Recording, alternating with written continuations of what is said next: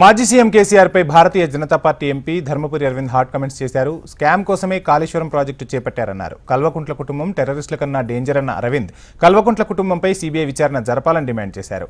DPR కంటే ముందే project పనులు ఎందుకు చేపట్టారని, 2019లోనే పగుళ్లు వస్తే ఎందుకు పట్టించుకోలేదని ప్రశ్నించారు. ప్రజలను మోసం చేసి 1,50,000 కోట్లు స్కామ్ చేసిన బీఆర్ఎస్ రేపు ఏ ముఖం పెట్టుకుని సభ నిర్వహిస్తోందని ఫైర్ అయ్యారు ధర్మపురి అరవింద్. డిపిఆర్ అప్రూవల్ కాకంటే ముందు నీకు ఏం తొందర ఉండే?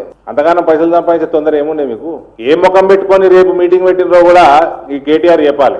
Deviations without proper studies. Annaram and Sundilla were relocated. Complete లొకేషనే మార్చేసిండ్రు. దీనికి కారణం ఏంది? దీనికి ఎవరు అనుమతి ఇచ్చిండ్రు? లొకేషన్లు మారినప్పుడు డిజైన్లు మారుతాయి, సాయిల్ పరిస్థితి మారుతుంది. సాయిల్ పరిస్థితి మారినప్పుడు డిజైన్లు మారుతాయి, ఫౌండేషన్ డిజైన్లు మారుతాయి, కాస్ట్ వేరియేషన్ వస్తుంది. ఇవన్నీ తెలియవా? నేను ఇది వేస్తా టెండరు, నాకు ఎలువన్ వస్తుంది, నేను తక్కువ వేస్తా, కానీ రేపు డిజైన్ మారుస్తా, లొకేషన్ మారుస్తా, మీరు ఒప్పుకోవాలి. Kalvakuntla family is nothing less than terrorist, nothing less dangerous than terrorist. And I have made a comment in the past.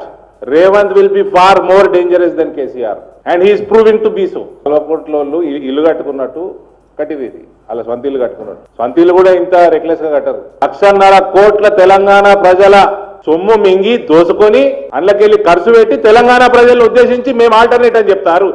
ఇవన్నీ చేసిండు కాబట్టే వీళ్ళని ఆల్టర్నేట్ ఎన్నుకున్నారు. మళ్ళీ వీళ్ళ కాలు ఎట్లా ఆల్టర్నేట్ అవుతారు?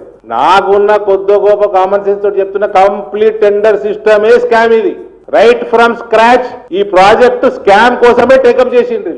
దోసుకుందామని దోసుకునేటోడు కూడా కనీసం ప్రాజెక్ట్ అన్న క్వాలిటీలో కట్టాలి కదా. అంటే కొట్టుకపోని మునిగి